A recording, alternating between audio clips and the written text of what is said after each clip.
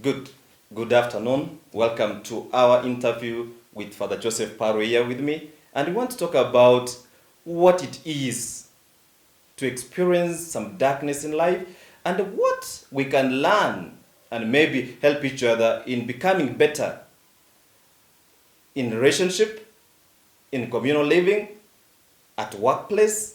What message are we going to get during this self-quarantine? Many have struggled or now to deal with it, both physically, communally, and when we come above all spiritually. Now let's hear from Father Joseph Paru what it is for him to be self-quarantined during this pandemic. Yes, Father Joseph. Tell us your name, where you work, and what you want to tell us about this experience of self-quarantine. Thank you, Father Denis, for this moment that you have given me for interacting with me and also to find out my experience during this time, a difficult time, but perhaps we may call it also a time of grace. Mm-hmm. My name, as you have already said, is Father Joseph Baru.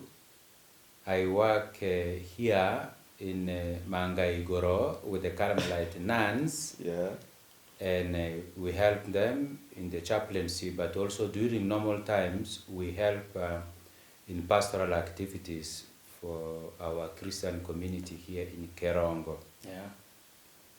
This moment of the experience of coronavirus, as I said, has been a very challenging one. Okay. And one can say it has been a very difficult one. But if we look at it from another angle, it can also be, and for me personally, I think it has been a period of grace, of God's grace in my life, and how I have gone through it.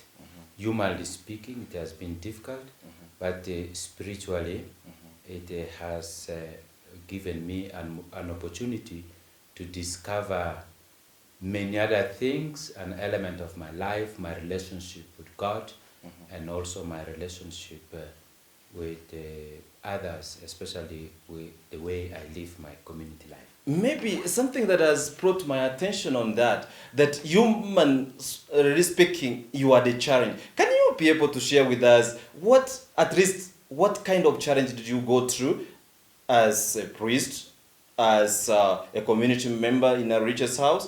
Could you share as a personal thing that you really found that it was difficult during this time? Certainly, as a priest who has been actively involved in the ministry, one of the biggest challenges that I faced as a person is the complete cut-off from our Christian community. Okay. That here we help in the pastoral activities. We celebrate masses, we administer the sacraments, and then we visit homes in the small Christian communities, and we do many other things, pastoral speaking. Yeah. And so immediately this coronavirus came and the restrictions were put in place by the government, it's like everything was shut up. We were unable to be in contact with our Christian community. But also, the few who attempted to come to see us, there is a kind of a distance that we always kept from them. Okay. The normal greetings could not take place. The normal sitting closer would not take place. And so there is a gap like that has been created long to be there. Yeah. So in a nutshell, there is like it brought a way of stay there, I stay here, and there are no activities that are supposed to be there. Although within our setup here, we were able to do a little bit of other activities, like I engaged myself in going to give some classes for our Carmelite nuns who are just at the next door here. So that kept me busy, but it wasn't every day. But also in the community, like we are two, and we became afraid of each other. Not even are we able to greet each other, apart from greeting ourselves as we talk. But Yeah. physically, we don't shake hands. Throughout this time, we have not been shaking hands. Even our sitting arrangement in the refectory has changed. One sits a little bit a distance, the other one sits here. When we celebrate the mass for the sisters, one sits at the presiding chair, another one sits almost 4 meters away on the sanctuary. We cannot shake hands during the sign of peace. We have to wash our hands with the soap and so on. So really physically it has been a big challenge. And that means that you're trying to tell me you were in a sort of darkness because you have been separated from your flock and you don't know what to do. Now, in this, have you thought of like what you would have done or what you wish to do given opportunity? Because look, the more you keep disconnecting from your flock, they need you, you need them. One thing I realized that, yes, social distancing is right, the way we are here. But now, do you think that they need to have spiritual distancing? As a comrade, what would you say? Certainly, this period has been a very difficult moment. And as a Carmelite, knowing our spirituality, studying it and having knowledge about it, especially with the experiences of our Holy Father St. John of the Cross, one would say, or rightly say, that this has been a period of a dark night. What does that mean? What is dark night? Because can it be a dark night even when it's during the day? Because it has not been physically dark. What does that mean? As a Carmelite, when we talk of the dark night, we always refer to the doctrines of St. John of the Cross, especially found in the ascent of Mount Carmel and the dark night itself. And his teaching not only on doctrinal aspect, but also what he teaches that he picked from his real experience as a human being, but also his experience with God. And especially a moment that when nothing seems to make a sense, when everything is like turned upside down, and allowing the situation to be the way it is, that it tends to bring a frustration, that it tends to bring confusion in mind, and you don't see any meaningful living in life. Now, on that point, because you're saying when things are turned upside down, and I want to say we have witnessed Corona turning things upside down literally, and I don't know what you will be experiencing. But as Father said, according to John of the Cross, the dark night is when things are turned upside down. Now, Corona's literally turned things upside down. And that's why I want him to now relate the experience of John of the Cross when he found himself that things are done upside down, right from the human relationship, even the relationship with God. What did he do?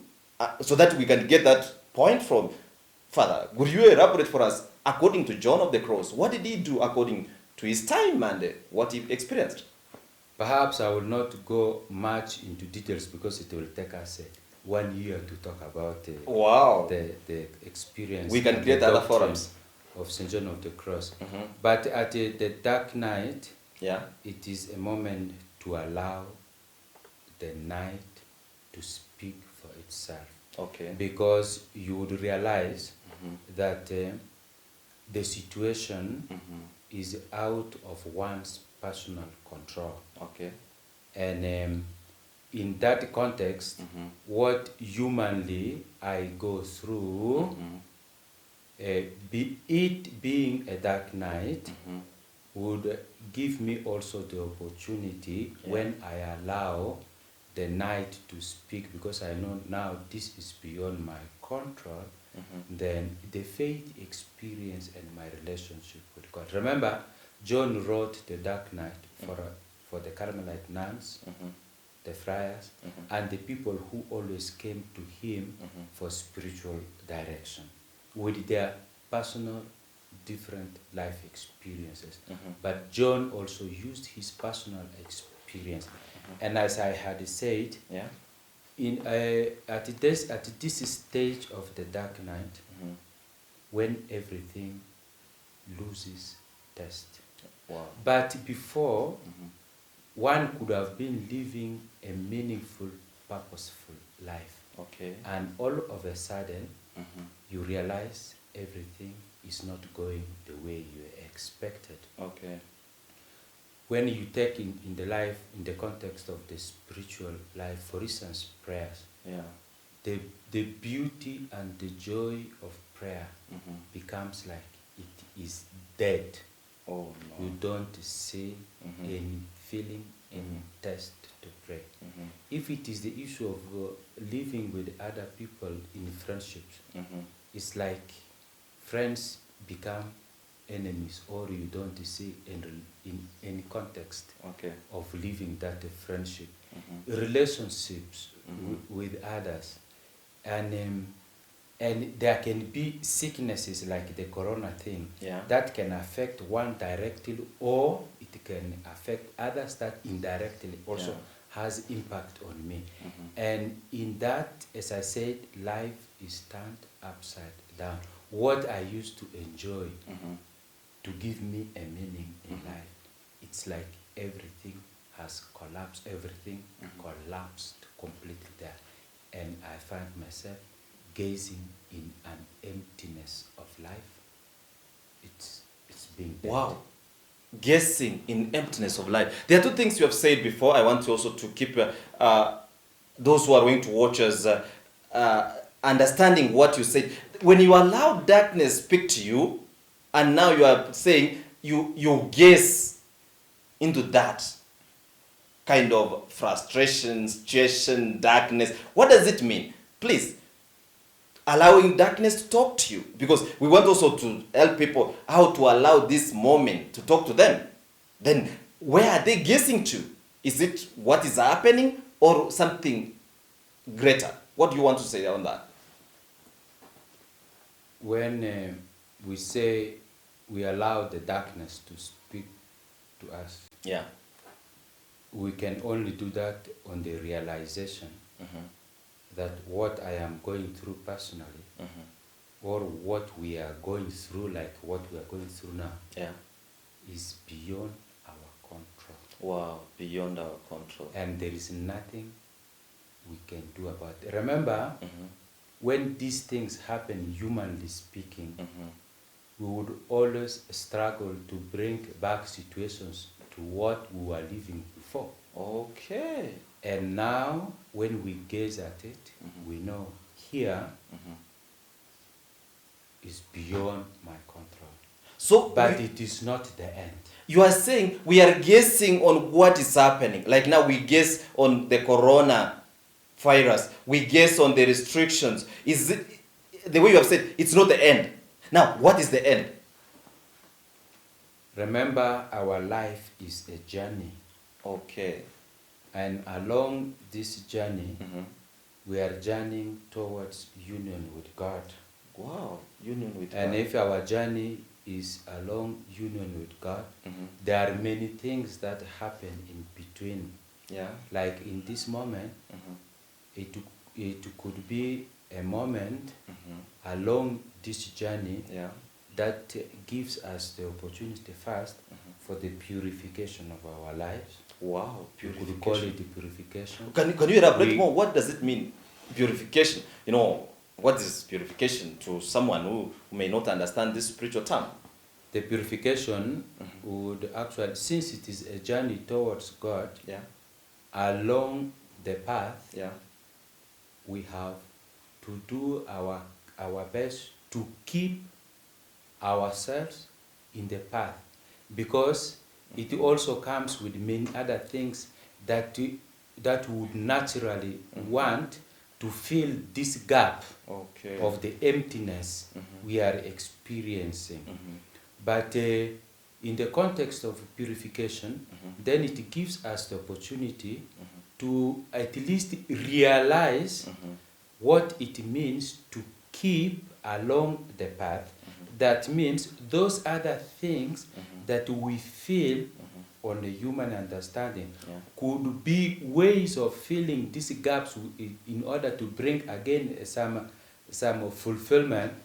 They may be actually contrary and may be stumbling blocks along the path to union with God. So the process of purification is to understand that these realities and these realities that do not keep us along the path, and do our best to keep them away. To keep them away, not in a sense of just keeping them away, but meaningfully that keeping along the path gives us a better direction. And you have said it rightly that when you are saying we need to keep the focus, we need to keep the journey, we need to be on the way. That's what Father is saying. Now, I want to think of those people you were ministering. The old mamas there in the village, the old men, the family people, the young. They are finding difficulty, or they are finding gaps in their lives. And now you as a priest, you said you found it necessary to go and keep sharing with the Carmelite cloistered nuns, which for you, you kept trying to do something. You are trying also spiritually to keep in line in relationship with God. Now, what message would you have for those people outside there at their daily struggle? Because purification also, we know they are missing the sacrament of confession. What other modes can they use for them to experience this purification in their daily lives? I think it's very important that during this moment where there has been no much contact with other realities, one of the ways is to try also for those who are locked in because of the situation, to find other means, possible means, that would keep them along the path. Okay. And ordinarily, I think most of us and many people have been using the media in order to be able to help them deal with the situation. People have been giving spiritual reflections that are passed through the means of communication, the WhatsApp or the TV and other things. But the individual also, one can take a little book to read. That the scripture, of course, is the best source of our spiritual nourishment, not eliminating other books that can nourish your life, not necessarily written by Christian authors, but they are about life that can nourish life, and they give a lot of knowledge. And for us as Carmelites, my going to teach at the nuns, because our community is always witnessing to the world. Witnessing. Yes. And so, in a way, whatever knowledge they get, with whatever they have, they become, whatever they live, they become a witness to the community. Personally, every Sunday I've been taking walks in the village here. I know I have not been restricted to do that, but I walk with my mouth mask. And my journeys in this village has been a very, very strengthening for me and also for the Christian communities, because it is a village. We walk along the paths that pass in people's home. And as you pass, somebody greets you. Oh, Father, good morning. Wow. What are you doing? I'm taking a walk. How are you doing? How are the people at home? And so on. And so that informal interactions leaves them surprised, but gives them comfort that we are still there. They are seeing their shepherd. Yes. And then they ask, where is Father Santolino? Is my confrere I live with. How is he doing? We are not seeing him. and I'm able to tell them we are doing fine, and in that moment I'm also also able to pass to them our gratitude. Wow. That we are here because of the support they give us, not only the material support but also their prayers, and in turn they're able to say, continue praying for us, continue praying for the world. Now, that is very powerful. And always we know that wherever we want to make an impact in a society or wherever we are working, the presence of a leader is key. And this is exactly what St. Francis said. Preach when necessary, use words. It has come to a moment that Father, taking a walk around the village, yes, is one way of spiritual purification, but also is trying to bring that significance that, yes, the shepherd is around the village and he can informally say a word of encouragement to the people around. Now, that gives me a challenge, and I want to ask him if he can help us also to say, you in the family, apart from, I know the cameras, we are the cameras, one thing we are told with the rule that day and night, if you have nothing to do, spend your time meditating the law of the Lord. And I want to tell you, when he decided to take a walk, it's not that he didn't have something to do. He knew that that is the way he wants to bring that presence of Christ in the midst of the people on the roads, so that people can still find the confidence to believe that our ministers, our priests are with us. Now, Father, as we come to the end of this, I really want to tell you, yes, we are hopeful people. And when you said, when we guess, we see first of all the problems, but we also guess and see something beyond the problem. That is now spiritual level. And this is where I want you to give your message. Someone there, maybe in a community, maybe in the marketplace, maybe in a family that they are trying to struggle with one or two things. How do you want to encourage them to gaze into the problems they are facing currently and look beyond? We don't want to say what they will see, because the gaze will speak to them the way it speaks to you privately. Now, how will you, or what message will you have them on that? First of all, we need to know that this pandemic has kept us in our homes, in our communities. Yeah. And it is a real moment of purification in the context of renewing our bond with each other as family members, as community members. Yeah. And we know as religious what that the significance of that, but also as family members. For me, on individual base, as a person, I think living with my confrere in the community has made me to grow. Wow. But also my life purified. Yeah. And it has helped me also Yeah. to grow in the practice of the virtues. Wow. As far as relating with each other, with a common purpose. And it's not because we cannot go away, but because I personally feel there's something that has made me better than what I was before in relating with others.